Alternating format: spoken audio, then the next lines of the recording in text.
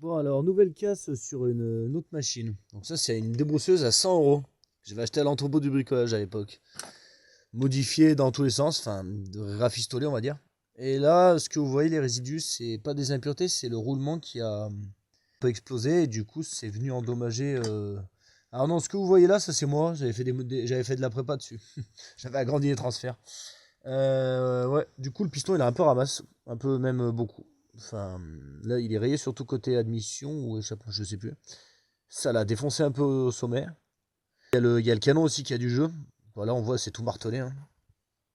Là au final, ça a pété quoi 2 heures, 1 heure et demie avant, je faisais chez moi, ça a fait un sale bruit, un gros claquement, qui a baissé le régime moteur brusquement et ça s'est relancé. Et depuis, j'ai pu faire un autre chantier, et puis là maintenant ça manquait de compression, donc voilà.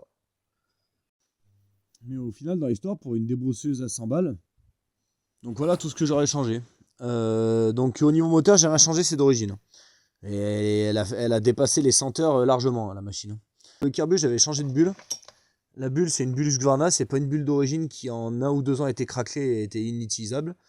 Les durites, c'était de la merde aussi. Poignée, l'origine c'était de la merde, là c'est une poignée de rotophile électrique Gardena de l'époque, pareil. J'avais changé la tête de fil, tête Ryobi, donc c'est pas non plus pro, hein. Et celle-là, elle aura fait toute la vie de la machine, parce que l'autre, en fait, j'avais modifié la machine, j'avais enlevé le coupe-fil, là.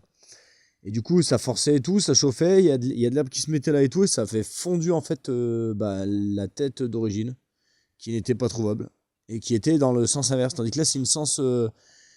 là, c'est un... elle est pas faite pour tourner dans le même sens, celle-là. Donc, elle est même modifiée à l'intérieur, en fait, j'ai un fil de débroussailleuse, pour éviter que le truc ressorte et augmente le fil automatiquement. Enfin, en fait, c'est modifié de A à Z, en fait. C'est rafistolé à mort, mais elle aura fait son taf, cette machine, pour 100 balles. Et ça, oui, j'ai un pignon de tronçonneuse, là, pour faire une attache pour le harnais. Et puis, l'antiparasite, il avait lâché, j'en ai mis un Husqvarna. Puis après, la ficelle de lanceur, souvent, le lanceur est d'origine. Après, tout le reste, c'est d'origine.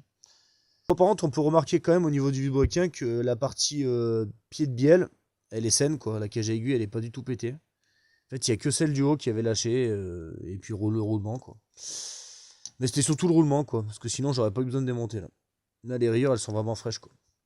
Ici, un pot d'échappement de Husqvarna 550 XP. Avec ça, c'est repris d'origine sur le pot d'origine de la DEB, pour l'anthrax et tout. Enfin, en gros, non, ça tombe pile poil, mais voilà, et du coup, ça permettait d'avoir plus de puissance, ce pot. Il est plus libre, en fait.